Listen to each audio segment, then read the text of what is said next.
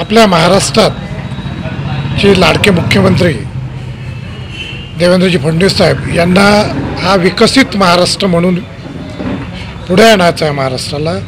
आणि मोदीजींचं जे स्वप्न आहे की आपला भारत देश हा विकसित भारत 2047 पर्यंत व्हावा, त्या दृष्टीने जे पाऊल उचललं जात आहे आणि त्यातच आता येणाऱ्या 4 महिन्यात स्थानिक स्वराज्य संस्थेच्या निवडणूक आहे। सांगायचं आहे की आमच्या इथे आमच्या जिल्ह्याचे लाडके पालकमंत्री बावनकुळे साहेब यांच्या नेतृत्वात आम्ही स्थानिक स्वराज्य संस्थेच्या निवडणुका प्रचंड मताधिक्याने जिंकू आणि खऱ्या अर्थानं अमरावती जिल्ह्याचा विकास आणि महाराष्ट्राचा विकास या देशाला दिसणार आहे। आमचे बावनकुळे साहेब कार्यकर्त्याच्या पाठीशी खंबीरपणे असतात आणि त्यांचं सातत्यानं मार्गदर्शन आणि आशीर्वाद आम्हाला लाभत असतो।